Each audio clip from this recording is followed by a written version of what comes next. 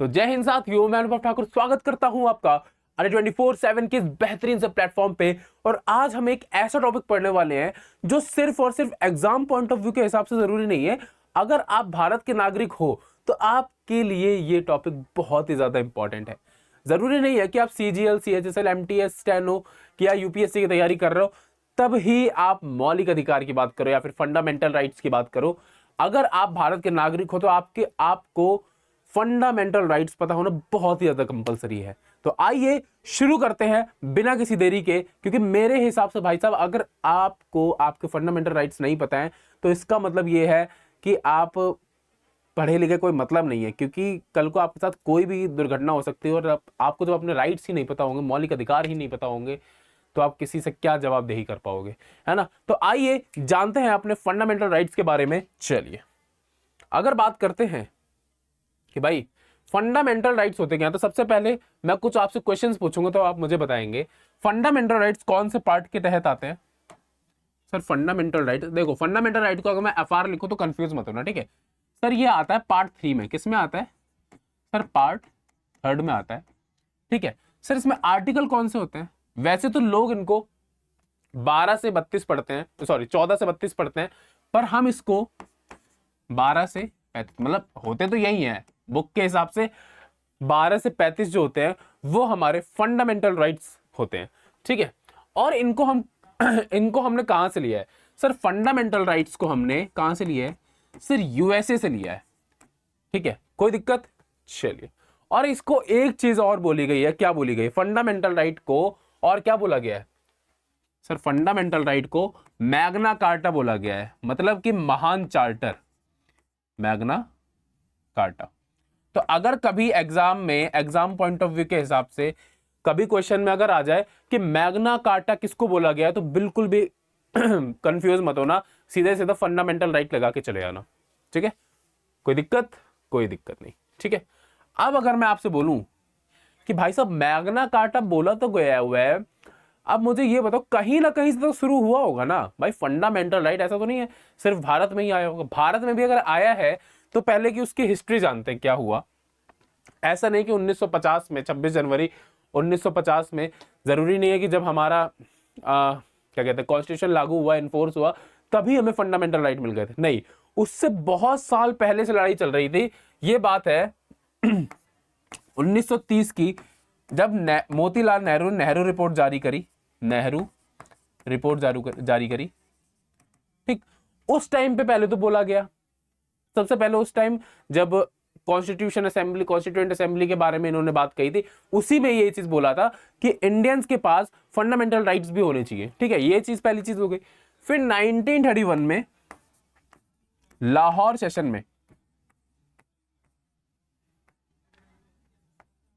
लाहौर अधिवेशन में भी ये मुद्दा उठाया गया कि इंडियंस के पास फंडामेंटल राइट्स होने चाहिए। फिर इस जगह 1931 में सेकंड राउंड टेबल कॉन्फ्रेंस में, सेकंड राउंड टेबल में यह मुद्दा महात्मा गांधी जी ने भी उठाया, पर उनकी बात को सीधे सीधे डिनाई कर दिया गया। आपको पता होगा 3 राउंड टेबल कॉन्फ्रेंस हुए थे, 1930, 1931, 1932। तो इसमें किसी में भी कांग्रेस पेश नहीं हुई थी, किसी भी में भी नहीं हुई थी। सिर्फ और सिर्फ सेकंड राउंड टेबल कॉन्फ्रेंस में कांग्रेस पेश हुई थी, जिसमें कौन गए थे? महात्मा गांधी जी गए थे। और किसके कहने पे गए थे? इरविन के कहने पे गए हुए थे, ठीक है। तो ये चीज समझ में आ रही है? हाँ। अब बात आती है कि मैग्ना कार्टा नहीं, सबसे पहले फंडामेंटल राइट्स किसको मिले थे। अगर बात कर लेते हैं कि सबसे पहले सर जी फंडामेंटल राइट्स किसको मिले थे, तो बताओ किसको मिले थे। देखो सबसे पहले यहां पे लिख लेते हैं, इतना तो लिख लिया है। सबसे पहले अगर बात करते हैं तो फंडामेंटल राइट मिले थे किसको भाई साहब? मिले थे सबसे पहले ब्रिटेन की जनता को। किसको मिले थे? ब्रिटेन की जनता को मिले थे। कब मिले थे? 1215 में मिले थे। 1215, 5 जून 1215, ठीक है। 5 जून 1215 को ब्रिटेन के लोगों को सबसे पहले ये अपॉर्चुनिटी मिली थी। मतलब पहली बार किसी को उनके मौलिक अधिकार मिलते थे। मतलब उस टाइम, पहले के टाइम पे नहीं होता था, अगर तुमने राजा से ऊंची आवाज में बात कर लिया तो फिर तुम्हारा हाथ कटवा दिया जाएगा, तुम्हारे सर कटवा दिए जाएंगे। पर आज के टाइम पे ऐसा है क्या कि तुम किसी से ऊंची आवाज में बोल दो तो तुम्हारा सर काट दिया जाएगा? ऐसा नहीं है, ठीक है। तो ये उस टाइम पे ये सब चीजें बहुत होती थी, पर आज के टाइम पे हमारे पास हमारे मौलिक अधिकार हैं, हमारे पास राइट टू स्पीच है। हम पूरे तरीके से किसी को कुछ भी बोल सकते, मतलब किसी को गलत वे में नहीं बोल सकते, अपने एक्सप्रेशन शो कर सकते हैं। और किसी पॉलिटिकल पार्टी, अगर कोई पॉलिटिकल पार्टी कुछ गलत कर रही है तो उसके बारे में आवाज उठा सकते हैं। ये हमारा फ्रीडम, मतलब फंडामेंटल राइट है, हमारा मौलिक अधिकार है ये चीज। हम किसी भी रिलीजन को फॉलो कर सकते हैं, ये हमारा मौलिक अधिकार है, ठीक है। तो पहले के टाइम पे ऐसे नहीं था, पहले के टाइम पे जो राजा बोलते थे वही करना ही पड़ता था। अब यहां पे बात आ जाती है किसकी, एक लिटिल सी वो समझेंगे छोटी सी चीज। हाँ ठीक है, अगर मैं बात करता हूं कि सर फंडामेंटल राइट्स किसमें,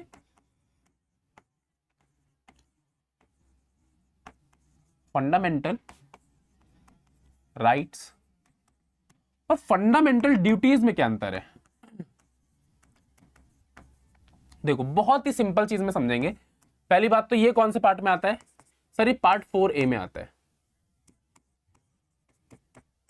पार्ट 4A में आता है फंडामेंटल ड्यूटीज, ठीक है। अब फंडामेंटल राइट और ड्यूटीज में अंतर क्या है, सबसे पहले तो ये देख लेंगे। देखो फंडामेंटल ड्यूटीज में, फंडामेंटल राइट्स में क्या होता है, you have to do, you have to do, मतलब कि ये तुम्हें करना ही पड़ेगा, करना ही पड़ेगा।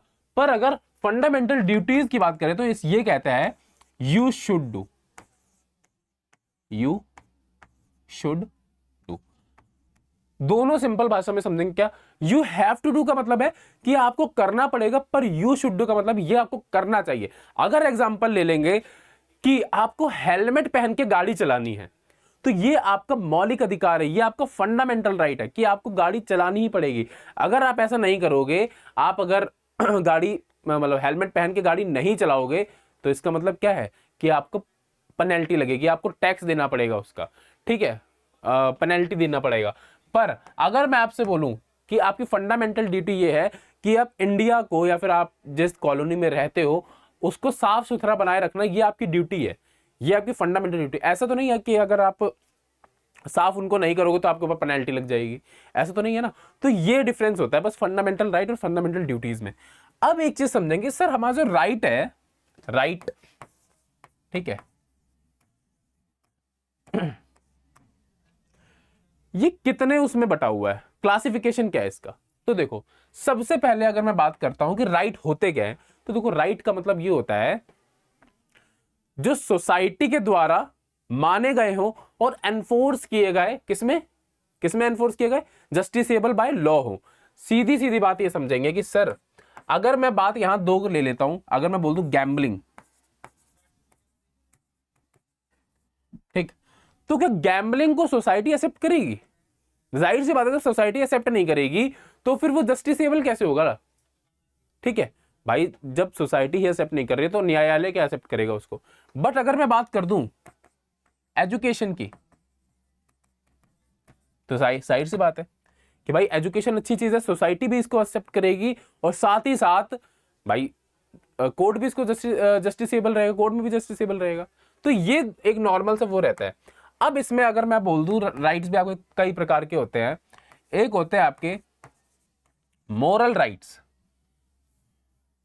ठीक है, एक होते हैं आपके मोरल राइट्स और एक होता है आपका लीगल राइट्स, लीगल राइट्स।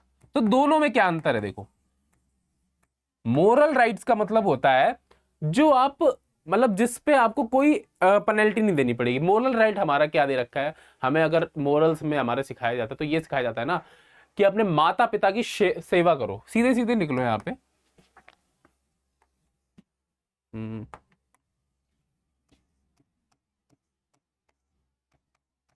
माता पिता की सेवा, ये हमारा मोरल राइट है कि अगर हम अपने माता पिता की सेवा करेंगे तो ये तो अच्छी बात है, पर अगर नहीं करोगे तो क्या आपको सरकार इस पे पेनल्टी लगा देगी? नहीं, ठीक है। तो जिस पे पेनल्टी नहीं लगती है वो हमारा मोरल राइट होता है। और लीगल राइट क्या होता है? लीगल राइट क्या होता है? जिस पे हमें पेनल्टी देना पड़े, मतलब वही कॉमन सा ले लो, हेलमेट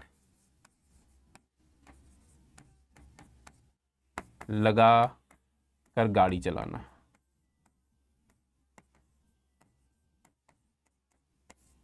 ठीक है, तो ये दोनों अलग अलग चीजें हो गई। यहां तक मेरे किसी भी साथी को कोई भी समस्या नहीं होनी। हालांकि लीगल राइट को भी दो चीजों में बांटा गया है। लीगल राइट को भी देख लो एक बार, हम लोग सब कुछ पढ़ेंगे, धीमे धीमे पढ़ेंगे। ठीक है, पहले एक बार ये समझ लेंगे, लीगल राइट जो है उसको भी दो प्रतिक्रिया में बांटा गया हुआ है। एक हमारा पॉलिटिकल राइट्स और एक हमारा कॉन्स्टिट्यूशनल राइट। देख लो, पॉलिटिकल राइट्स हमारे कौन से हो गए, पॉलिटिकल राइट्स, और दूसरे हमारे, दूसरे कौन से होंगे बताएगा कोई? एक सेकेंड।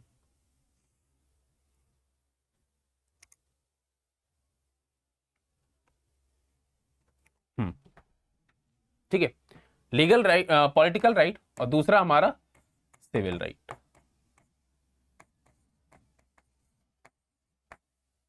ठीक, तो पॉलिटिकल राइट में हमारे आ जाते हैं वोट। जैसे आपको वोट देने का अधिकार है, तो जाहिर सी बात है आपको वोट देने का अधिकार है। साथ ही साथ आपको इलेक्शन में खड़े होने का भी अधिकार है। इलेक्शन में खड़े होने का भी अधिकार है, इलेक्ट होने का भी अधिकार है। ठीक है, पर आपके सिविल राइट्स क्या है? सिविल राइट्स क्या है आपके? सिविल राइट्स आपके यही हैं, आपको बोलने का अधिकार है, आपको चलने का अधिकार है, आपको रिलीजन फॉलो करने का अधिकार है। ये सब आपके सिविल राइट्स हो गए। ठीक है, तो यहां तक मेरे किसी भी साथी को कोई समस्या नहीं होनी चाहिए। चलो अब वही बात, अब सीधे से शुरू करते हैं कि हमें मेन पढ़ना क्या है। चलो, तो पार्ट थर्ड में आता है ऑफ द कॉन्स्टिट्यूशन। ठीक है, part third of the constitution. ठीक है, सोर्स क्या है सर? यूएसए से लिया है हमने, यूएसए के कॉन्स्टिट्यूशन से लिया है। पर किससे लिया है सर? बिल ऑफ राइट से लिया है। किससे लिया है? यूएसए के बिल ऑफ राइट्स से लिया है। और इसी को ही, इसको भी मैग्ना कार्टा बोला गया हुआ है। मैग्ना कार्टा का मेन मतलब अगर समझोगे तो महान चार्टर। ठीक, महान चार्टर, महान फरमान जिसको बोल सकते हो। ठीक, नेहरू रिपोर्ट में सबसे पहले बात हुई थी। ठीक है, चलो अब ये क्या होता है सर, इसका नेचर क्या होता है? सर ये जस्टिसेबल और एनफोर्सिएबल बाय लॉ होते हैं, बाय आर्टिकल। मतलब अगर आपके मौलिक अधिकारों का हनन हो रहा है तो आप आर्टिकल 32 के तहत सीधे सुप्रीम कोर्ट जा सकते हो कि सर मेरा फंडामेंटल राइट का हनन हुआ है, कृपया करके इस पे केस दर्ज किया जाए। ठीक है, अगर आपको कोई बोलने से रोक रहा है कि नहीं तुम ये नहीं बोल सकते हो, सीधे आर्टिकल 32 के तहत सुप्रीम कोर्ट पहुंच जा सकते हो, कोई दिक्कत वाली बात नहीं। ठीक है, तो इसीलिए कहा गया है कि जो फंडामेंटल राइट है वो एनफोर्सिएबल है और साथ ही साथ जस्टिसेबल है। ठीक है, तो एक बहुत ही सिंपल उसमें समझेंगे कौन कौन से राइट्स होते हैं। तो सबसे पहले हमारे बात कर लेते हैं नेचुरल राइट्स की, जो हमें प्रकृति से मिलते हैं। भाई हम पैदा हुए, हमने जन्म लिया, तो हमारे पेरेंट्स ने लोकसभा राज्यसभा के चक्कर तो नहीं लगाए होंगे, है ना। हम लोगों को ये जो राइट मिला है ये नेचर से मिला हुआ है। तो बाई बर्थ वाला जो आ गया ये आपका नेचुरल राइट आ गया। हमें बोलने का अधिकार, बोलने का अधिकार अगर बोला जाए, अब कुछ बच्चे मेरे से बोलेंगे सर बोलने का अधिकार तो फंडामेंटल राइट है। पर भाई ये फंडामेंटल राइट बाद में है, उससे पहले नेचुरल राइट है। क्यों? मान लो कोई गूंगा व्यक्ति है, ठीक है, तो वो जब बोल ही नहीं पाता है, जब वो बोल ही नहीं पाएगा तो वो उसका फंडामेंटल राइट क्या हुआ? अगर उसका फंडामेंटल राइट है तो उसको बोल के दिखवा दो है ना। तो जब ऐसा व्यक्ति बोल ही नहीं पाएगा तो कोई मतलब नहीं है उसके फंडामेंटल राइट होने का। इसीलिए नेचर से हमें अगर राइट मिला है तभी ये हमारा फंडामेंटल राइट है। अगर नेचर से ही नहीं मिला होगा तो फंडामेंटल राइट कहां से हो जाएगा? ठीक है, फिर बात करते हैं ह्यूमन राइट्स की। ये ह्यूमन डिग्निटी को मेंटेन करने के लिए है कि ह्यूमंस की कोई भी चीज को, मतलब कोई भी ऐसी डिग्निटी जो ब्रेक हो रही है उस जगह पे हमारे ह्यूमन राइट्स आते हैं। जैसे राइट टू स्पीच ही ले लो, राइट टू स्पीच। अगर आपको कोई बोलने से रोक रहा है, ठीक है, और आपको कोई उल्टा सीधा बोल रहा है तो मतलब आपके फंडामेंटल राइट्स का हनन कर रहा है। तो आप इसलिए इस जगह अगर बात किया जाए ह्यूमन राइट्स को प्रोटेक्ट कौन करता है, इंडिया की अगर एक ऑर्गेनाइजेशन की कमेटी की बात कर दी जाए तो कौन करता है? एनएचआरसी। कौन? एनएचआरसी, मतलब कि नेशनल ह्यूमन राइट कमेटी। ठीक, ये कब बनी थी सर? ये बनी थी 1993 में। कोई दिक्कत? कोई दिक्कत। फिर आते हैं हमारे legal right given by statutes. Legal right हमारे वो राइट होते हैं जो पहले एक एक्ट के तहत बनते हैं, जैसे कि पहले लोकसभा में पास हुए, फिर राज्यसभा में पास हुए, फिर उसके बाद प्रेसिडेंट के पास गए, देन फिर जाके एक्ट बन गए। और स्टैट्यूटरी राइट्स जो ऐसे राइट्स होते हैं, पहली बात तो हमारे कॉन्स्टिट्यूशनल राइट्स होते हैं, फिर उसके बाद स्टैट्यूटरी राइट्स होते हैं, वे ऐसे राइट होते हैं जिनको एक सिंपल मेजोरिटी से कभी भी चेंज किया जा सकता है।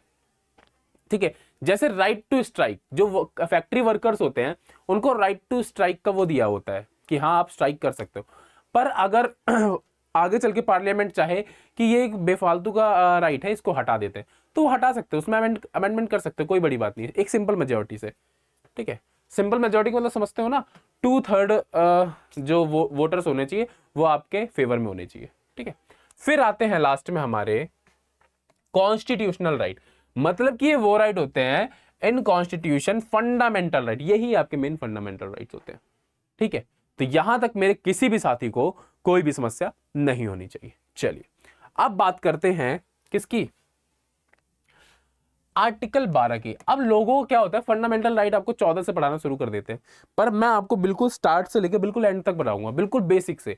ठीक है, तो बिल्कुल आपको लोड लेने की जरूरत नहीं है, सीधे सीधे अपने भाई पे भरोसा रखना है और यहां देखना है कि आर्टिकल 12 क्या होता है। देखो यहां पे लिखा हुआ है डेफिनेशन ऑफ स्टेट, तो भाई यहां पे स्टेट का मतलब राज्य नहीं है, यहां पे स्टेट का मतलब राज्य नहीं है, यहां स्टेट का मतलब है कि वो हर संस्थान, वो हर संस्था जो एक रूल के अकॉर्डिंग, मतलब गवर्नमेंट रूल के अंडर काम करती हो। ठीक है, तो बात कर लेते हैं किसकी, भाई साहब यूनियन गवर्नमेंट। यूनियन गवर्नमेंट मतलब सेंट्रल गवर्नमेंट, और सेंट्रल गवर्नमेंट कौन आता है भाई साहब, पार्लियामेंट आता है, और अगर पार्लियामेंट आ गया तो लोकसभा प्लस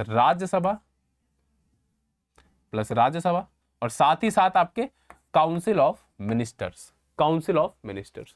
ठीक है, फिर बात करते हैं आपके स्टेट गवर्नमेंट और लेजिस्लेचर की। तो स्टेट गवर्नमेंट कौन है भाई साहब, स्टेट गवर्नमेंट में आ जाते हैं आपके विधान परिषद। कौन आ जाता है, विधान परिषद। कोई दिक्कत नहीं। देन फिर उसके बाद आता है लोकल अथॉरिटीज, जैसे कि ग्राम पंचायत हो गया, म्युनिसिपैलिटी हो गया और प्रधानी हो गया, ये सब आपके लोकल बॉडीज में आ गए।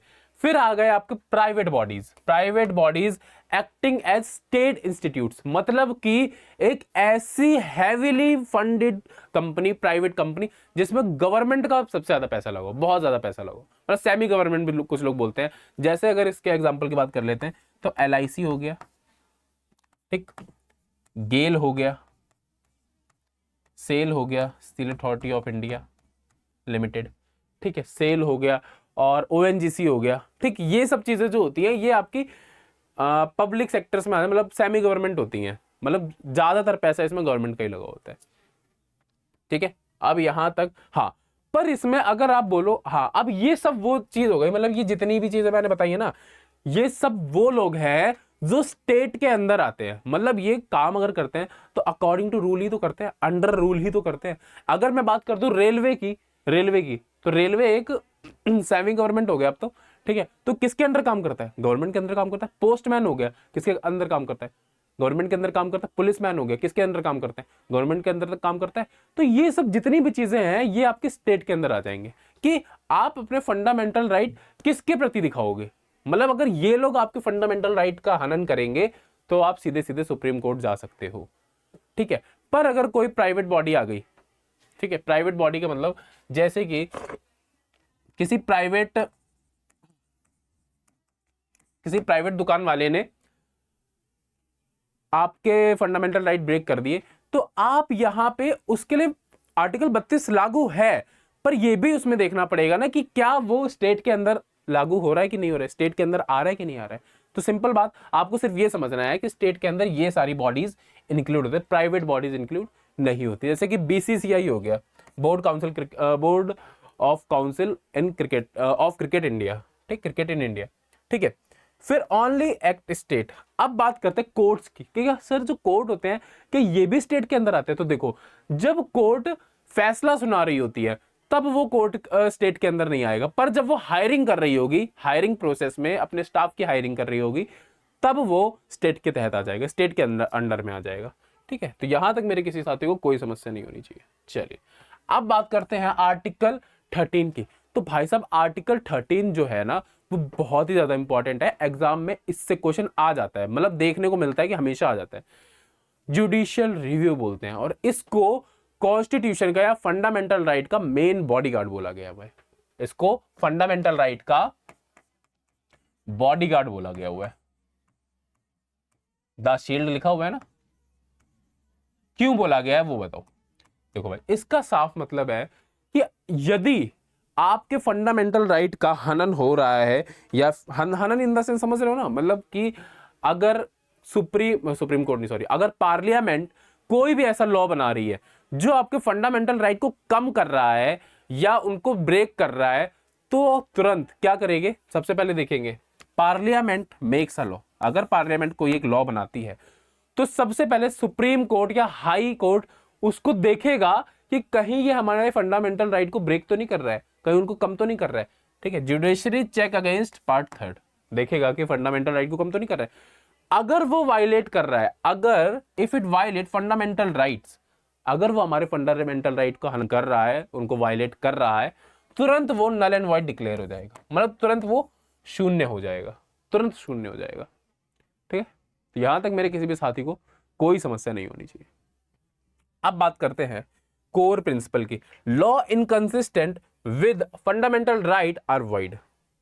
एग्जाम्पल कीवर्ड, एग्जाम कीवर्ड अगर देखा है, एस्टैब्लिश जुडिशियल रिव्यू। वही बात है कि अगर कोई भी, वही मतलब ये जो जितना पूरा लिखा हुआ है उसका एक सिंपल एक्सप्लेनेशन ये दे रखा है कि यदि कोई लॉ इनकंसिस्टेंट होता है हमारे फंडामेंटल राइट के लिए, तो उसके लिए जुडिशियल रिव्यू बना हुआ है। मतलब जो स्टेट सुप्रीम कोर्ट और जो हाई कोर्ट होगा वो उसको रिव्यू करेगा एक बार, ठीक है, और तुरंत उसको नल एंड वॉइड कर देगा अगर वो वायलेट कर रहा होगा तो। ठीक है, अब बात करते हैं, यहीं से ही हमारा मेन क्लस्टर स्टार्ट होता है, किसका, फंडामेंटल राइट्स का। तो जैसा कि हमें पता है हमारे पहले कितने फंडामेंटल राइट थे सर, पहले हमारे 7 फंडामेंटल राइट्स थे, पर आज के टाइम पे हमारे पास 6 फंडामेंटल राइट्स है। एक फंडामेंटल राइट जो हट गया है, वो कौन सा हट गया है सर, वो हट गया है राइट टू प्रॉपर्टी। ठीक है, राइट टू प्रॉपर्टी हट गया है, कोई दिक्कत। राइट टू प्रॉपर्टी किसके अंदर आता था सर, ये आता था आर्टिकल 19 क्लॉज 1 क्लॉज एफ के तहत। ठीक है, और अब ये क्या है सर, ये अब ये लीगल राइट है, मतलब कॉन्स्टिट्यूशन के अंदर है हमारे, पर ये लीगल राइट है। कौन से आर्टिकल के तहत सर, आर्टिकल 300A, जो कि पार्ट 12 में आता है, पार्ट 12 में आता है। ठीक है, तो ये एक बहुत बढ़िया स्टेटमेंट है, इसको अपनी कॉपी में जरूर नोट करेंगे सब मेरे भाई। ठीक है, तो सबसे पहले बात करते हैं इक्वालिटी बिफोर लॉ। तो इक्वालिटी बिफोर लॉ की जब भी बात आएगी तो हमेशा अपने दिमाग में रखना कि सर जी इक्वालिटी बिफोर जो लॉ है वो हमने कहां से लिया है सर, वो हमने यूके से लिया है। और इसका ये मतलब है कि कानून की नजर में हर कोई सेम है। अब अगर मैं एक एग्जांपल ले लूं, एग्जांपल के बाद समझ लो, अगर मैं बात करता हूं आपके भैया अनुभव भैया की, और आपके एक सर हैं बहुत बड़े फेमस पर्सनैलिटी नवीन सर की, जिनके पास डिफेंडर है और मेरे पास छोटी मोटी बुलेट है। अगर मैं और नवीन सर रेस करेंगे, आगे चल के किसी रोड पे रेस करेंगे और ओवर स्पीडिंग में हमारा चालान कटेगा या फिर ट्रैफिक पुलिस वाला हमें रोकेगा, तो ट्रैफिक पुलिस वाला ये थोड़ी ना देखेगा कि अरे ये तो नवीन सर है यार, ये तो बहुत बड़ी फैकल्टी है और ये तो छोटे मोटे टीचर है, अभी इनका इतना नाम नहीं है, अनुभव ठाकुर सर, तो एक काम करो नवीन सर का 200 का चालान काट दो और इनका काट दो तुम 2000 रुपए का चालान। तो ऐसा तो नहीं करेंगे, है ना, क्योंकि कानून की नजर में हर इंसान सेम है। भले ही उनके पास डिफेंडर है तो क्या हुआ, मेरे पास बुलेट है तो क्या हुआ भाई, हम दोनों का ही चालान 2-2000 का कटेगा। ठीक है, तो ये मतलब है no one can above the law, law से ऊपर कोई भी नहीं है। ठीक है, इक्वल प्रोटेक्शन से क्या समझते हो, देखो इक्वल प्रोटेक्शन से इक्वल प्रोटेक्शन ऑफ लॉ से हम लोग ये समझेंगे कि भाई जरूरी नहीं है कि एक ही क्राइम के लिए अलग अलग एज फैक्टर्स को सेम सजा मिले, ऐसा जरूरी नहीं है। क्यों जरूरी नहीं है, देख लो, अगर किसी माइनर से, मतलब कि ऐसा बच्चा जो 18 साल से कम का है, उससे कोई गलती से क्राइम हो जाता है, ठीक है, गलती से, भाई गलतियां भी होती है लोगों से, तो उस जगह पे चीजें अलग नजरिए से देखी जाएंगी, अलग नजरिए से उसको सजा दी जाएगी। पर अगर कोई मेजर जो 18 साल से ऊपर है और उससे जानबूझ के क्राइम हुआ है तो उस जगह पे चीजें अलग तरीके से देखिए, मतलब इक्वल्स के साथ इक्वल प्रोटेक्शन दी जाएगी, ठीक है। पर एक्सेप्शन कहां आ जाता है? प्रेसिडेंट और गवर्नर। क्यों? आर्टिकल 362 के तहत इनको स्पेशल प्रोटेक्शन मिली हुई है, स्पेशल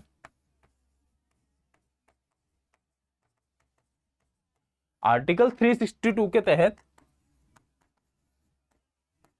ठीक है, 362 के तहत गवर्नर और प्रेसिडेंट को स्पेशल प्रोटेक्शन मिली है कि जब तक वो अपने कार्यकाल में है आप उनको किसी भी क्रिमिनल प्रोसीडिंग्स में नहीं डाल सकते हो, ठीक है। डाल सकते हो कब? जब उनका कार्यकाल खत्म हो जाएगा, उसके बाद जो लीगल राइट्स होंगे उसके अकॉर्डिंग उन पे क्रिमिनल प्रोसीडिंग या कोई भी प्रोसीडिंग्स चल सकती है। पर जब तक वो अपने कार्यकाल में है उन पे आप कोई भी क्रिमिनल प्रोसीडिंग्स नहीं कर सकते हो, नहीं लागू कर सकते हो, ठीक है। फिर बात करते हैं प्रोहिबिशन ऑफ डिस्क्रिमिनेशन, मतलब कि भेदभाव। डिस्क्रिमिनेशन समझ रहे हो ना? डिस्क्रिमिनेशन का मतलब है भेदभाव। मतलब कि नो डिस्क्रिमिनेशन ऑन रिलीजन, मतलब कि रिलीजन के ऊपर, रेस के ऊपर, मतलब कि कलर, रेस का मतलब समझ सकते हो आप, कलर, गोरा काला वाला, के कास्ट, सेक्स और बर्थ प्लेस। मतलब किसी भी इंसान को कहीं भी जाने से रोक नहीं सकते हो on the basis of their caste, colour, birth place, कि अरे यार तुम तो काले हो, तुम उस कुएं से पानी नहीं ले सकते हो, हम गोरे हैं, से हम गोरे लोग वहां से पानी लेंगे। ऐसा करना बिल्कुल ही इलीगल है, ठीक है भाई। अगर आपने ऐसा किसी काले इंसान को बोल दिया ना कि तुम काले हो और तुम यहाँ से पानी नहीं ले सकते, यहाँ से गोरे लोग पानी लेते हैं, भाई साहब फंडामेंटल राइट का हनन होने के चक्कर में वो ना आर्टिकल 32 के तहत सीधे सुप्रीम कोर्ट पहुंच जाएगा और आपको पुलिस कब डिटेन कर लेगी पता नहीं चलेगा। तो फंडामेंटल राइट्स का हनन करना तो बहुत ही बड़ा इलीगल काम है भाई साहब, ठीक है, ठीक। तो कहीं पे भी आप किसी को भी नहीं रोक सकते on the basis of these terms, ठीक है। एग्जाम पॉइंट ऑफ व्यू के हिसाब से अगर देखते हैं तो कुछ जगह पे एक ऐसे सिंपल अमेंडमेंट, कुछ प्रोविजंस दिए हुए हैं जिस जगह पे रिजर्वेशन दिए हुए हैं कुछ अलग अलग लोग, कैटेगरी के लोगों को। जैसे कि बात करते हैं 15 क्लॉज 4 में, तो यहां पे SC STs को स्पेशल प्रोविजन मिला है कि वो किसी भी इंस्टीट्यूशन या फिर किसी स्कूल में उनको रिजर्वेशन मिल जाए एडमिशन के लिए, ठीक है, एडमिशन के लिए। ये कौन सा अमेंडमेंट एक्ट से हुआ सर? ये फर्स्ट अमेंडमेंट एक्ट से हुआ, जब पहली बार संशोधन हुआ था कॉन्स्टिट्यूशन में। ये क्वेश्चन भी एक अलग क्वेश्चन बन सकता है सीधे सीधे, ये इतना बस याद रखना, फर्स्ट कॉन्स्टिट्यूशनल अमेंडमेंट एक्ट कब हुआ था। एग्जाम में सीधे सीधे पूछता है कि पहली बार कॉन्स्टिट्यूशन में संशोधन कब हुआ था, तो आपके मुंह पे आंसर होना चाहिए सर 1951 में हुआ था, ठीक है। तो उसमें क्या हुआ, SC ST को स्पेशल प्रोविजन मिले हुए हैं कि वो उनके लिए एक अलग रिजर्व सीट होगी एडमिशन के लिए। फिर इसी जगह आर्टिकल 15 क्लॉज 5 में OBC को सेम प्रोविजंस दे दिए कि वो भी अगर किसी कॉलेज या इंस्टीट्यूशन में, प्राइवेट इंस्टीट्यूशंस में एडमिशन लेना चाहते हैं तो उनको भी रिजर्वेशन मिलेगा। 93rd अमेंडमेंट एक्ट के तहत इनको भी प्रोविजन मिल गया, जो कि 2006 में हुआ था, ठीक है, 93rd कॉन्स्टिट्यूशनल अमेंडमेंट एक्ट। फिर आया आर्टिकल 15 क्लॉज 6, इसमें EWS वाले जो थे, इकोनॉमिक वीकर सेक्शन वाले, उनको 10% का रिजर्वेशन कोटा मिल गया कि आप लोगों को भी अगर प्राइवेट इंस्टीट्यूशन या कॉलेजेस में एडमिशन लेना है तो 103 अब कॉन्स्टिट्यूशनल अमेंडमेंट एक्ट के तहत जो 2019 में हुआ था उसके तहत आपको भी 10% का रिजर्वेशन दिया जाता है, ठीक है। तो ये कुछ स्पेशल प्रोविजंस हैं। तो यहां पे डिस्क्रिमिनेशन तो खैर नहीं है, बट स्पेशल प्रोविजंस हैं ताकि उन लोगों को भी आगे बढ़ने का मौका दिया जाए, ठीक है। चलो अब बात करते हैं आर्टिकल 16 की। आर्टिकल 16 हमसे क्या कह रहा है? देखो, पब्लिक एम्प्लॉयमेंट का मतलब सरकारी नौकरी। सरकारी नौकरी में भी प्रॉपर तरीके से आपको क्या दिया जाएगा? इक्वालिटी दी जाएगी कि हाँ ठीक है, आप लड़की हो चाहे लड़के हो, आपको नौकरी आपके सक्षम, आप जितने सक्षम हो उसके ही आधार पे मिलेगी, ठीक है। Equality of opportunity in state jobs, ठीक है, वही स्टेट जॉब्स का मतलब समझ रहे हो ना। स्टेट का मतलब यहाँ राज्य, सिर्फ राज्य नहीं है। स्टेट का मतलब वो जितने मैंने स्टार्टिंग बताया ना, जितने भी कंपाउंड्स आते हैं उनके अंदर, ठीक है, उनके अंदर आपको आपकी जितने भी आप सक्षम होगे उसके अकॉर्डिंग आपको जॉब मिलेगी। एक्सेप्शन यहाँ पे भी हैं भाई। एक्सेप्शन क्या दे रखा है यहाँ पे? 16 क्लॉज 4 दे रखा है, यहाँ पे रिजर्वेशन दे रखा है। SC STs के लिए यहाँ पे रिजर्वेशन दे रखा है कि उनको कुछ कम नंबर भी अगर होंगे तो भी उनका जॉब सिलेक्शन हो जाएगा। क्योंकि पहले के टाइम में आप जानते हो ना कि SC STs को कितना दबा के रखते थे, ठीक है। मतलब आज के टाइम पे तो ऐसा नहीं है, आप तो मेरे हिसाब से रिजर्वेशन खत्म कर भी देना चाहिए।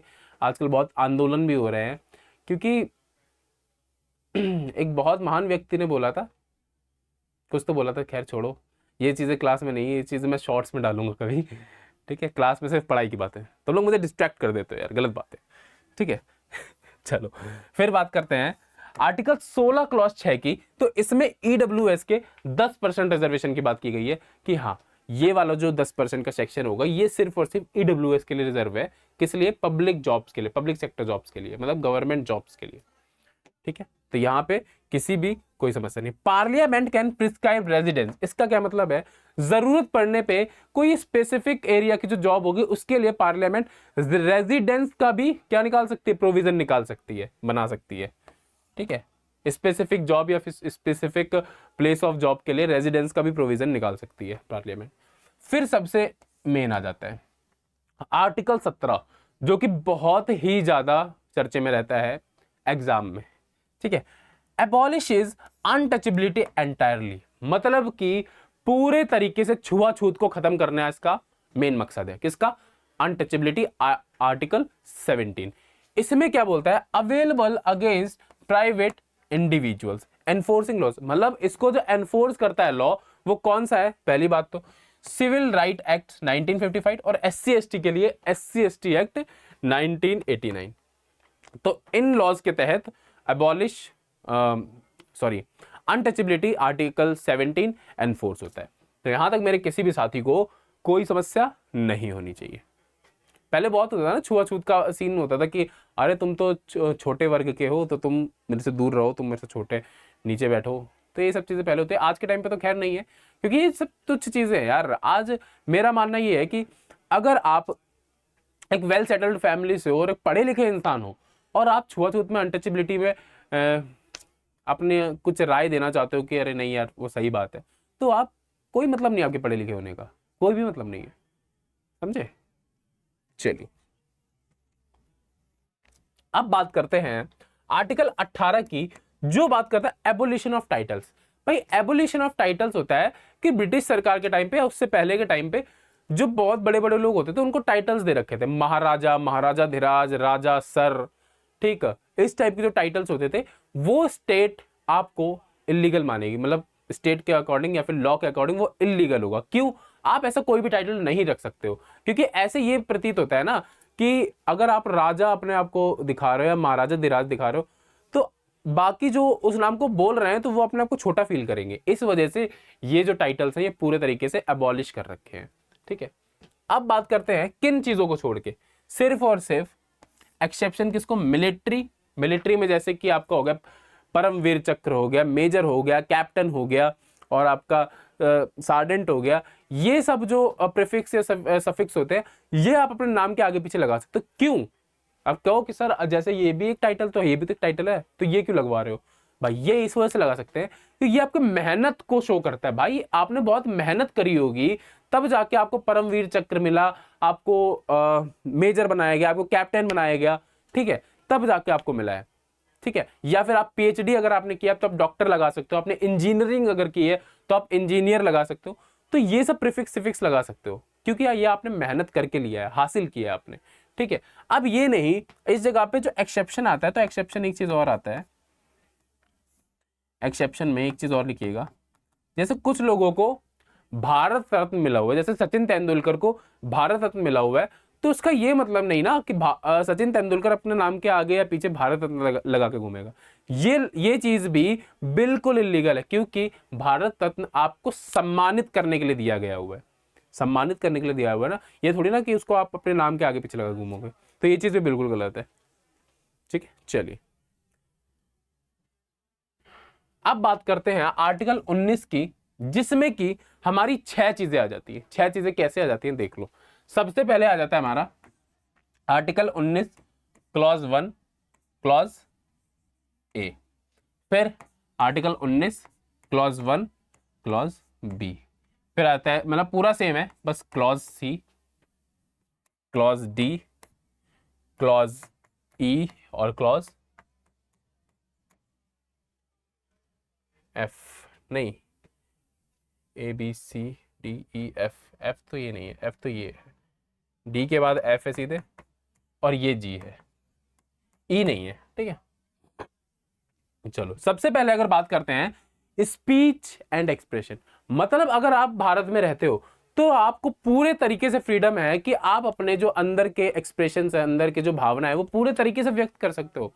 आप किसी भी पॉलिटिकल पार्टी के बारे में कुछ भी बोल सकते हो, बस तब तक बोल सकते हो जब तक उसके फंडामेंटल राइट्स जो होंगे वो उसके ब्रीच नहीं होते, तब तक आप बोल सकते हो। मतलब कुछ गलत मत बोलो उसको, हालांकि हाँ अगर वो गलत कर रहा है तो वो चीज आप बोल सकते हो, पर ये नहीं उसको गाली दे के उसकी ऐसे करने लगो, ठीक है। तो वो चीज तो गलत ही है ना फिर, तो ये बोलना गलत है बिल्कुल, ठीक है। असेंबल पीसफुली विदाउट आर्म, आप इकट्ठे हो सकते हो बहुत सारे लोगों के साथ बहुत पीसफुली, ये नहीं अगर आपको इकट्ठे होने का राइट है तो आप बम और हथियार लेके पहुंच जाओ, वो एक तरीके से आपके लिए क्रिमिनल ऑफेंस हो जाएगा, आपको उसके लिए सजा मिल सकती है। हाँ आप निहत्थे घूमो, आप 100 लोगों को ले लो, 1000 लोगों को ले लो, आप पर निहत्थे घूमो, ये नहीं कि आप हाथ में डिल्ला लियो और मारे चले हो। अब यही चीजें तो हुई हैं, मतलब अभी जब जंतर मंतर पर प्रोटेस्ट हो रहा था तो यहाँ पे जो हमारा फंडामेंटल राइट था वो किस तरीके से क्रिमिनल ऑफेंस बन गया वो पता चला। लोग अपने हाथ में ईटा पत्थर लेके जा रहे तो जाहिर सी बात है क्रिमिनल ऑफेंस ही होगा, है ना। शांति से जाओ, नारे लगाओ, ठीक है, जो आपका काम है। अगर आप वहां डिल्लेबाजी करोगे तो फिर क्रिमिनल ऑफेंस तो बन ही जाएगा वो, ठीक है। तो ये सब चीजें आपको सीखने की जरूरत है कि हमारे फंडामेंटल राइट्स में क्या क्या चीजें आती है और क्या क्या चीजें नहीं आती है। फिर आता है फॉर्म एसोसिएशन एंड यूनियंस, आपको एसोसिएशंस बनाने खुद के बनाओ, पूरी तरीके से आजादी है आपको। तो आपको यूनियंस बनाने हैं, मतलब खुद की पार्टी बनानी है, खुद के यूनियंस बनाने, खुद की कमेटी बनानी है, बनाओ, पूरे तरीके से आजादी है, कोई दिक्कत नहीं है। मूव फ्रीली अक्रॉस इंडिया, आप पूरे इंडिया के में किसी भी कोने में आराम से घूम सकते हो विदाउट एनी थिंग, मतलब आपको कोई रोक के पूछेगा नहीं अरे अच्छा तुम दिल्ली से आए हो तो यहाँ अरुणाचल प्रदेश में क्या कर रहे हो, या फिर अरुणाचल प्रदेश का कोई अगर दिल्ली में आ गया तो उसको आप ऐसे थोड़ी ना बोलोगे अरे मैं तो दिल्ली से हूँ, चलो तुम अरुणाचल प्रदेश वापस जाओ।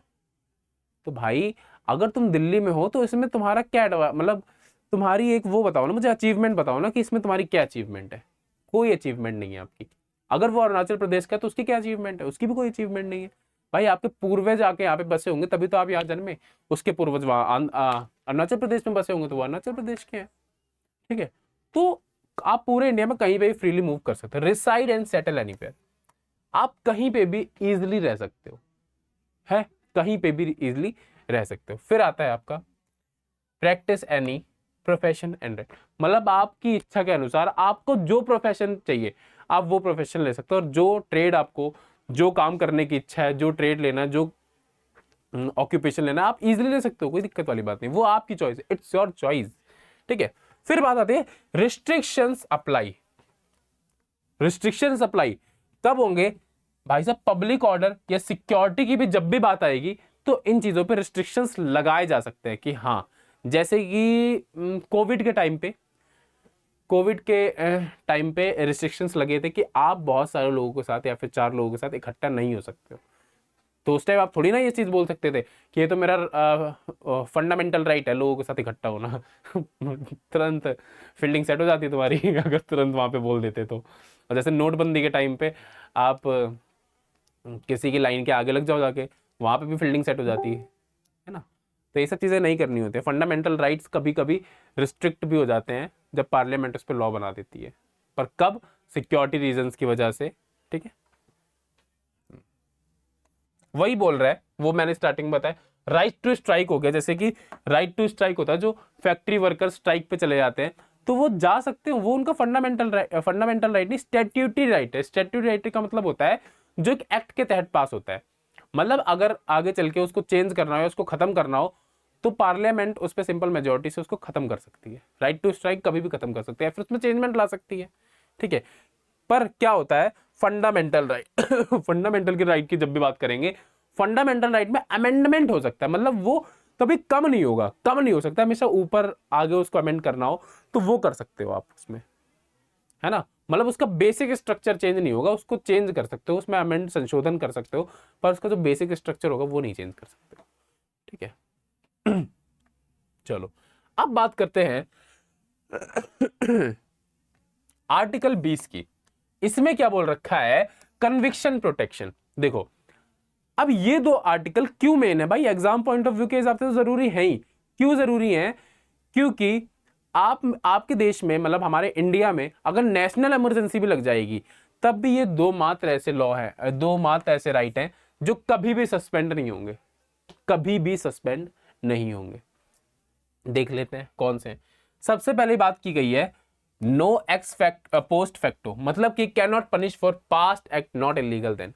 मतलब कि आप ये समझ लो कि आज के टाइम पे हेलमेट ना पहनने पे 1,000 रुपए का चालान है। सीधी सीधी बात समझेंगे, एक रियल फैक्ट समझेंगे। आज के टाइम पे हेलमेट ना पहनने पे 1,000 रुपए का चालान है, ठीक है, और मेरा चालान कट गया, ठीक है, पर मैंने अभी वो चालान भरा नहीं है।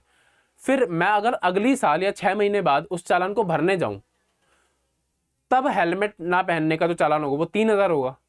तो इसका ये मतलब थोड़ी ना है कि मैं 3,000 रुपए पे करूंगा जो क्राइम मैंने 6 महीने पहले किया है, मतलब जो ऑफेंस मैंने 6 महीने पहले किया है, इसका ये मतलब नहीं ना कि मैं उसके 3,000 रुपए दूंगा।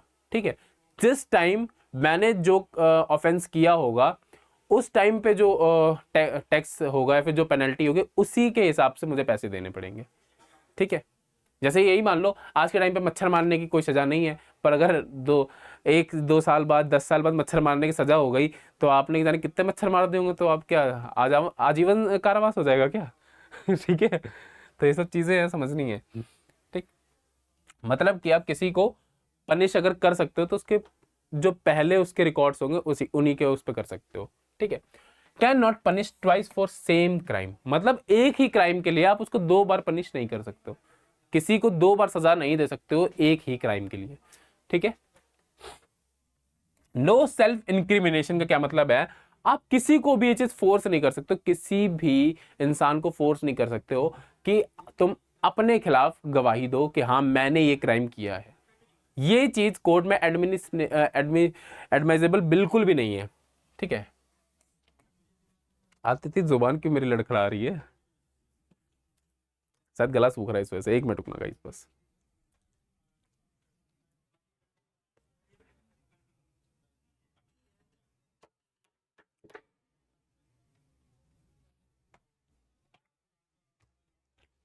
ठीक है, चलो, एडमिसिबल एडमिसिबल। ठीक है, चलो अब बात करते हैं आर्टिकल 21 की। इसमें आपको जीने का अधिकार दिया हुआ है। आप किसी को भी ये नहीं कह सकते हो कि तुम्हारी जान मेरे हाथ में है, you don't have any right कि आप किसी की जान लो। ठीक, तो राइट टू लाइफ जो है वो तो सबसे ऊपर है, सबसे टॉप पे है, उसको कभी भी कोई सस्पेंड नहीं कर सकते, चाहे भारत में नेशनल इमरजेंसी ही क्यों ना लग जाए। ठीक है, ठीक है, no person deprived of life liberty except the procedure established by law. हाँ, मतलब जो कानून के तहत अगर कोई लॉ बना है, मतलब कानून के तहत कोई प्रोसीडिंग हुई है उसके तहत हम उसकी जान ले सकते हैं। मतलब किसी को फांसी हो गई, डेथ सेंटेंस किसी को कर दिया गया, तो उस जगह तो लेना ठीक है, मतलब ठीक क्या है, ले सकते हैं, पर किसी की बेवजह जान नहीं ले सकते हो। लॉ प्रोसीडिंग में तो जान लेना ठीक है क्योंकि भाई उसने क्राइम किया है। ठीक है, पर ऐसे नॉर्मल उसमें बहुत बड़ा क्राइम है। ठीक है, अगर एग्जाम केस देख लिया जाए इसमें ए के गोपालन हो गया, मतलब एग्जाम पॉइंट ऑफ व्यू के सिर्फ हिसाब से ये आपको देखना है कि ए के गोपालन केस था वो किससे रिलेटेड था, सर आर्टिकल 21 से रिलेटेड था। मेनका गांधी केस जो था वो भी आर्टिकल 21 से रिलेटेड था। पुट्टा स्वामी केस जो था वो आर्टिकल 21 से रिलेटेड था। ये सब कब हुए थे इनकी डेट याद कर लेना। ठीक, तो यहां तक किसी को कोई दिक्कत नहीं। चलिए अब बढ़ते हैं आगे। आर्टिकल 21A, भाई साहब ये जो आर्टिकल है ये आपके एजुकेशन के ऊपर है, मतलब कि 6 साल से लेके 14 साल तक के बच्चों को प्रॉपर फ्री एजुकेशन मिलनी चाहिए, जो कि बहुत ही ज्यादा अनिवार्य है, कंपलसरी है बहुत ही ज्यादा। देखो लिखा हुआ है free and compulsory education for ages 6 to 40। ये अगर बात करी जाए तो ये 86th अमेंडमेंट एक्ट 2002 में आया था, बट 2009 में 2009 में ये लागू हो गया था इंडिया में, ठीक है, हर जगह लागू हो गई थी, फ्री शिक्षा सबको मिलनी चाहिए 6 से 14 साल के बच्चों को, ठीक है। अब बात करते हैं आर्टिकल 22 की, प्रोटेक्शन अगेंस्ट अरेस्ट। मतलब कि अगर आपको कोई अगर कोई आपको अरेस्ट करता है तो आप प्रोटेक्ट कैसे होगे, उससे कैसे बचोगे, आपके क्या फंडामेंटल राइट्स है, आप उनसे क्या पूछने का अधिकार रखते हो। सबसे पहली बात, अगर आपको कोई अरेस्ट करता है तो आपको यह पूछने का अधिकार है कि आपने कौन से ग्राउंड्स पे, किन चीजों पे, क्या रीजंस हैं ऐसे कि आपने मुझे अरेस्ट किया है। पहली बात तो आप ये पूछ सकते हो। दूसरी चीज, उनके पास वारंट होना चाहिए आपको अरेस्ट करने का, ठीक है। तीसरी चीज, तीसरी चीज, आप अपनी पसंद के लॉयर से क्या कर सकते हो, बात कर सकते हो, उससे आगे के चीजें पूछ सकते हो कि क्या करना सही है, क्या करना गलत है, ठीक है। तो उससे आप कंसल्ट करना आपके लिए, ठीक है, वो आपका मौलिक अधिकार है। Present to magistrate within 24 hours, मतलब जिसने भी आपको अरेस्ट किया है उसको 24 घंटे के अंदर आपको मजिस्ट्रेट, मतलब नियर बाय जो मजिस्ट्रेट होगा उसके सामने प्रेजेंट करना अनिवार्य है, कंपलसरी है। पर इसमें 24 घंटे में ये एक्सक्लूडिंग ट्रैवल टाइम है, मतलब ट्रैवल टाइम एक्सक्लूड करने के बाद 24 घंटे, ठीक है। अब पर सस्पिशन में चीजें चेंज हो जाती हैं, जैसे कि सस्पिशन, शक के आधार पर अगर आप किसी को अरेस्ट करते हो तो क्या करोगे, डिटेंशन विदाउट एडवाइजरी बोर्ड, मतलब एडवाइजरी बोर्ड को बिना बताए आप उसको 3 महीने तक मैक्स टू मैक्स डिटेन करके रख सकते हो। पर क्या ग्राउंड्स, किन रीजंस की वजह से आपने उनको अपने उसमें अरेस्ट किया है, ये रीजन पुलिस हाइड भी कर सकती है, मतलब छुपा भी सकती है अगर वो पब्लिक इंटरेस्ट का मामला है तो, ठीक है, इस वजह से। चलिए अब बात करते हैं राइट अगेंस्ट एक्सप्लॉइटेशन। एक्सप्लॉइटेशन को ना समझ रहे हो ना, एक्सप्लॉइटेशन क्या मतलब होता है बताओ। एक्सप्लॉइटेशन का मतलब क्या होता है, एक्सप्लॉइट करना, एक्सप्लॉइट करने क्या मतलब होता है, मतलब वो सब गलत काम जिसके लिए आपको मजबूर कर रहे हैं, आपको मजबूर होना पड़ रहा है, समझ रहे हो यार। एक प्रॉपर वर्ड होता है यार एक्सप्लॉइटेशन के लिए। मेरी हिंदी बहुत वीक है यार, इसलिए मतलब हिंदी के वर्ड्स नहीं याद आते मुझे तो। सीबीएसई वालों के साथ यही प्रॉब्लम रहती है, इंग्लिश में आप कुछ भी बुलवा लो, ठीक है। चलिए, तो आर्टिकल 23 के अंदर आता है human trafficking and forced labour.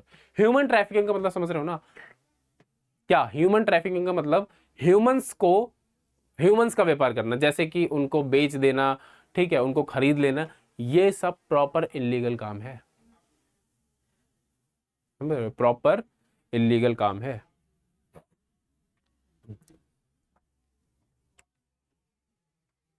एक सेकंड गाइस।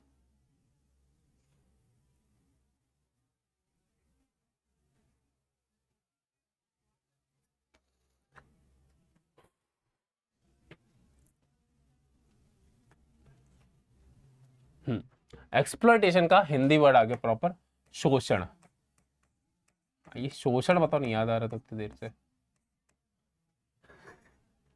हिंदी, हिंदी थोड़ा लिटिल लिटिल, ठीक है। तो शोषण, ठीक है, अगर शोषण अगर आपका हो रहा है तो आप उस जगह, आपका फंडामेंटल राइट ब्रेक हो रहा है, फंडामेंटल राइट का आपका हनन हो रहा है, ठीक है। तो ह्यूमन ट्रैफिकिंग प्रोहिबिट पूरे तरीके से बंद है, क्योंकि वो एक क्रिमिनल ऑफेंस है, ठीक है, बाइंग एंड सेलिंग ह्यूमंस, ठीक है। अब बात करते हैं प्रोहिबिट्स बेगार, मतलब कि किसी भी इंसान को जबरदस्ती काम कराना बिना पैसे दिए हुए, ये भी पूरी तरीके से इलीगल है। अगर आपने किसी को बोला है कि मैं आपको 2 घंटे का या फिर पूरे दिन का 500 रुपये दूंगा, तो आपको 500 रुपये देने पड़ेंगे। अगर नहीं दिए तो वो भी फंडामेंटल राइट का ब्रेक हो गया, ब्रीच हो गया, ठीक है। State can still impose compulsory service for public purpose. हाँ, पब्लिक पर्पस के लिए जो जितनी भी चीजें स्टेट के अंतर्गत आती है, वो हमने स्टार्टिंग में आर्टिकल 12 पढ़ा था, उसके अंतर्गत पार्लियामेंट एक ऐसा प्रोविजन ला सकती है जिसमें स्टेट के अंतर्गत जितने लोग आते हैं उनको फ्री में ड्यूटी करनी पड़ सकती है। किस लिए? पब्लिक पर्पस के लिए, सिक्योरिटी रीजंस की वजह से, ठीक है। जैसे मतलब आर्म्ड फोर्सेस, कोई एग्जांपल अगर ले लें, मान लो देश में फाइनेंशियल इमरजेंसी आ गई और सैलरी देने का पैसा नहीं है, तो 1 महीने उनको बोल सकता है कि प्लीज़ आप पब्लिक उस पर काम कर लो थोड़ा सा, 1 महीने बाद आपकी सैलरी दे दी जाएगी। तो ये सब चीज़ें होती है, थोड़ा सा देखना पड़ता है, ठीक है। फिर बात करते हैं आर्टिकल 24 की, जिसमें आता है चाइल्ड लेबर। चाइल्ड लेबर का मतलब है प्रोहिबिट्स एम्प्लॉयमेंट ऑफ चिल्ड्रन, मतलब ऐसे बच्चों की बात की गई है कि उनको आपको रोजगार नहीं देना है उन बच्चों को जो 14 साल से कम की उम्र है, किसी भी हैजार्डस प्लेस पे, जैसे कि आपका हो गया मैचेस फैक्ट्री हो गया, मैच बॉक्स फैक्ट्री हो गया, होटल हो गया, या फिर फायर क्रैकर्स फैक्ट्री हो गया। इन सब जगहों पे बच्चों को नौकरी देना प्रॉपर तरीके से इलीगल है। हालांकि इसमें बात की गई है सिर्फ 14 साल के बच्चों की नहीं, 14 से 18 साल के बच्चों की गई है, 14 से 18 साल के बच्चों की गई है। तो यहां तक कोई समस्या? कोई समस्या नहीं। Specially band for factory mines, हाँ वही है, माइंस या फिर हैजार्डस एम्प्लॉयमेंट, ठीक है, कोई भी ऐसी जगह जहाँ पे हैजार्डस चीजें होती हो, ठीक है। अब बात करते हैं फ्रीडम ऑफ रिलीजन, बहुत ही इंपॉर्टेंट चीज। आर्टिकल 25 और 26 के अंतर्गत आता है हमारा फ्रीडम ऑफ रिलीजन। और फ्रीडम ऑफ रिलीजन में हम लोग ये समझते हैं कि sir individual right, freedom of concise, मतलब आपके अंतरात्मा को व्यक्त करने की, अंतरात्मा को सुनने की आपके पास फ्रीडम है। आप जिस भी रिलीजन को फॉलो करना चाहते हो, उस रिलीजन का चाहे आप प्रचार करो, चाहे दिन भर उसका नाम लेते रहो, आप कुछ भी करो, आपको पूरे तरीके से फ्रीडम है, ठीक है। आपको दिन भर राम राम जपना है, राधे राधे जपना है, आप जप सकते हो। कोई भी आपके तीसरा आके नहीं बोलेगा कि ये वाला नाम राम तुम क्यों जप रहे हो, तुरंत उसको टाइट कर दो, कहीं तो अभी तुम आर्टिकल 32 के तहत अंदर हो जाओगे। वो मेरा, इट्स माई चॉइस, मेरा जो मन होगा वो बोलूंगा मैं, ठीक है। एक सेकंड गाइस।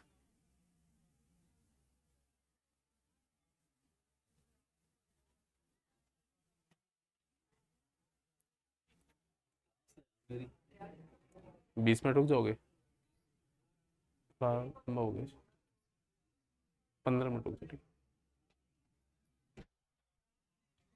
चलिए चलिए जल्दी जल्दी थोड़ा सा करेंगे, क्योंकि आज मैं एक तो क्लास लेने में लेट हो गया था और इस टाइम स्लॉट की थोड़ी मारामारी चल रही है। चलिए चलते हैं फ्रीडम ऑफ कंसाइंस में।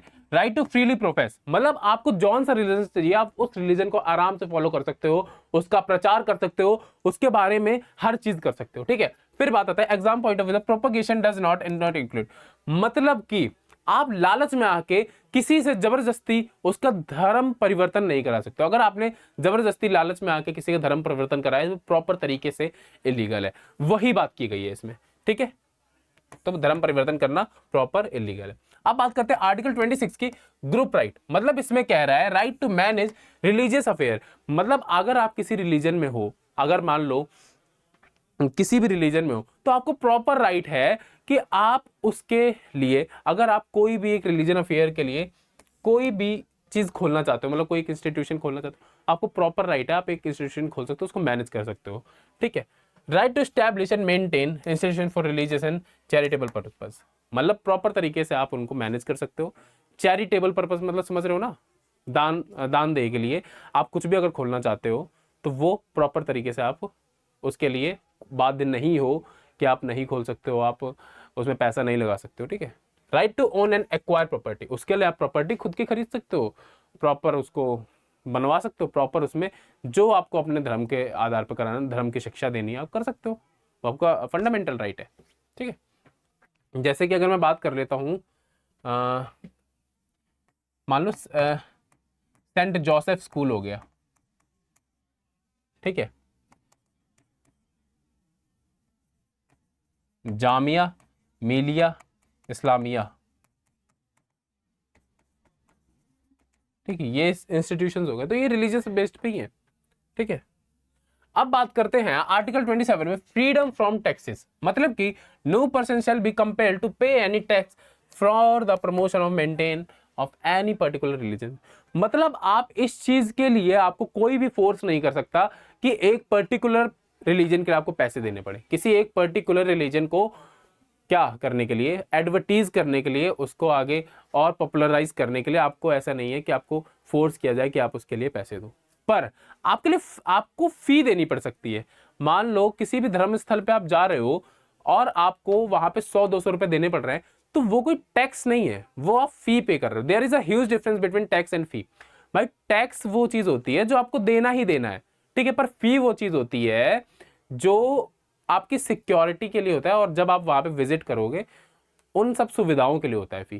ठीक है भाई, आप अपने बच्चे की स्कूल की फी देते हो तो कहीं पे 2000 होते हैं, कहीं पे 200 होती है। क्यों? वहां के उसके हिसाब से तो होती है, फैसिलिटीज के हिसाब से तो होती है। ठीक, तो फी जो आप पे करते हो वो अपने खुद की स्वेच्छा के लिए पे करते हो। Meaning state money can not be use for favour, मतलब स्टेट के अंदर जितनी भी चीजें आती हैं, कोई भी ऐसी पब्लिक सेक्टर वाली फैक्ट्री हो गई, उसका पैसा किसी भी एक पर्टिकुलर रिलीजन के लिए नहीं लगा सकते हो आप। ठीक है। आर्टिकल 28 क्या कहता है? Complete ban on religious instruction in educational institution Holi maintain out of state funds. मतलब कि समझ रहे हो ना, ऐसे स्कूल, मतलब कि सरकारी स्कूल जो कि प्रॉपर तरीके से गवर्नमेंट फंडेड हैं, उसमें आप प्रॉपर किसी एक रिलीजन की पढ़ाई नहीं करा सकते हो। जैसे कि केंद्रीय विद्यालय की बात कर लेते हैं, तो पूरी तरीके से गवर्नमेंट फंडेड स्कूल है वो, तो वहां पे ये मतलब नहीं है कि आप हिंदू, मुस्लिम या फिर सिख, ईसाई किसी एक पर्टिकुलर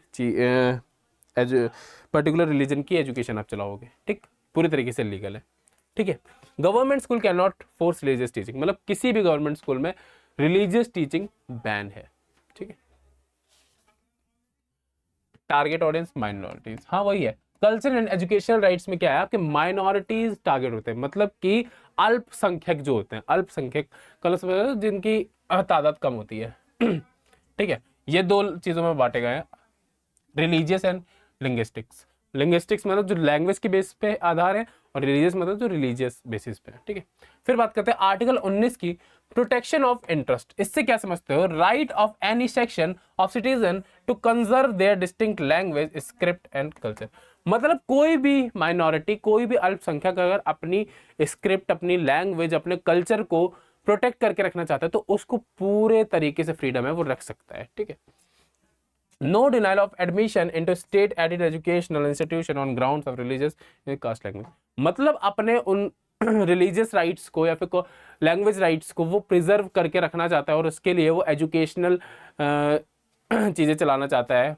कोई भी ऐसा एजुकेशनल इंस्टीट्यूट खोलना चाहता है तो उसके लिए वो बाध्य नहीं है कि वो नहीं खोल सकता है।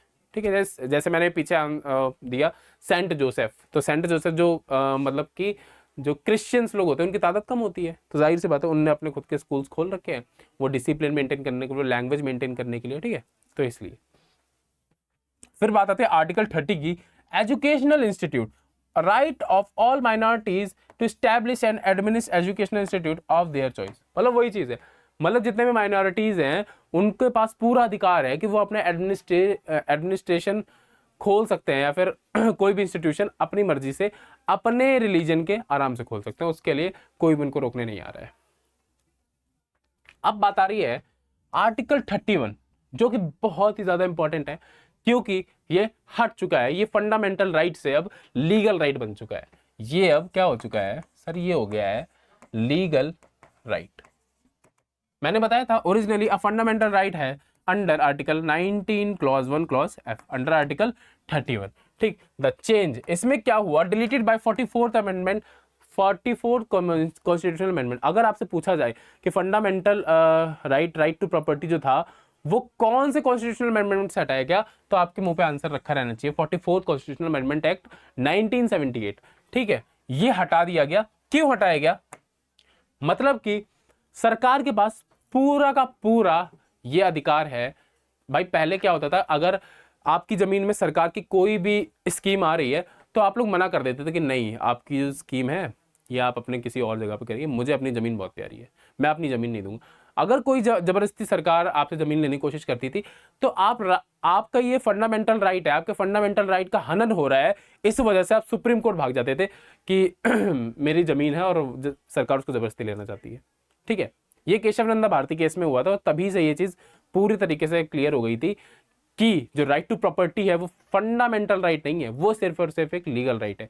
इसलिए अगर आपकी भी किसी जमीन पे सरकार की कोई पॉलिसी आएगी तो आपको वो जमीन देनी पड़ेगी सरकार उसके बदले आपको पैसा देगी, और इसीलिए सरकार उस जमीन का 1 गुना नहीं, 2 गुना नहीं, 3 गुना पैसा, 10 गुना पैसा देती है।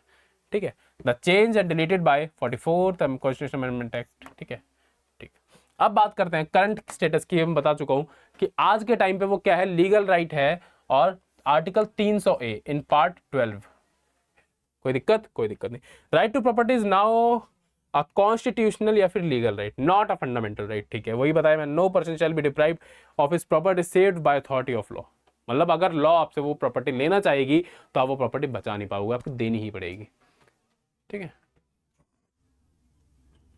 ये सब चीजें जो केशव नंदा भारती केस और जितने भी अदर केसेस हैं ये हम और विस्तार में पढ़ेंगे, क्योंकि अभी थोड़ा टाइम कम है, थोड़ा जल्दी जल्दी इन चीजों को कंप्लीट करते हैं। पर हाँ, एग्जाम में क्वेश्चंस अच्छे बनेंगे, क्वेश्चंस अच्छे बनेंगे, उससे बेफिक्र रहो आप। मैं जितनी मेरे से हो जा रही है, जितनी अच्छे से मैं बताना चाह रहा हूँ सब समझो। अब आता है heart and soul of the constitution, मतलब कॉन्स्टिट्यूशन का सबसे मेन पार्ट। भाई फंडामेंटल को सिर्फ ऐसे कागज में ऐसे लिख दोगे तो वो लागू थोड़ी ना होंगे। फंडामेंटल राइट करने के लिए, मतलब उसको एनफोर्स करने के लिए doctor B are Ambedkar ji ने बोला कि इसको प्रॉपर तरीके से हार्ट एंड सोल का मामला दे दो। आर्टिकल 32 के तहत, किसके तहत? आर्टिकल 32 के तहत कॉन्स्टिट्यूशनल रेमिडीज।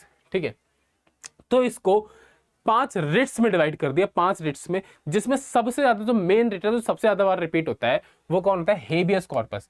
मतलब कि to have the body of, मतलब कि अगर किसी को किसी पुलिस वाले ने डिटेन किया है इलीगली डिटेन किया है बिना किसी वजह के, तो हेबियस कॉर्पस जारी करके, इशू करके, जो स्टेट कोर्ट है या फिर कोई सुप्रीम कोर्ट है, वो उस इंसान को वापस ले सकती है, इलीगल डिटेंशन को कैंसिल कर देगी और उस इंसान की बॉडी जिंदा सामने पेश करवा सकती है अपने हेबियस कॉर्पस रिलीज करके।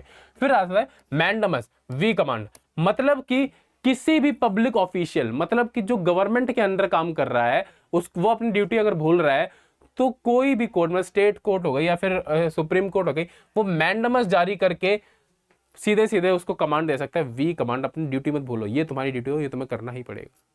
ठीक है, force public official to perform duty. ठीक है, अपनी ड्यूटी करने के लिए मैंडमस जारी करना पड़ सकता है।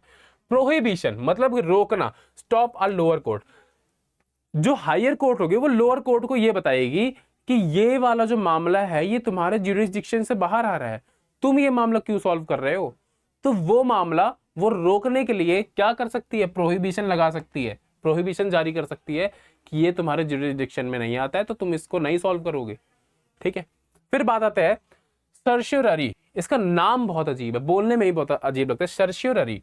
सर्श्योररी का मतलब होता है quash order of lower court. अगर लोअर कोर्ट कोई गलत काम कर रही है, कोई गलत ऑर्डर दे रही है, तो उसको पूरे तरीके से रद्द करने का अधिकार किसके पास है?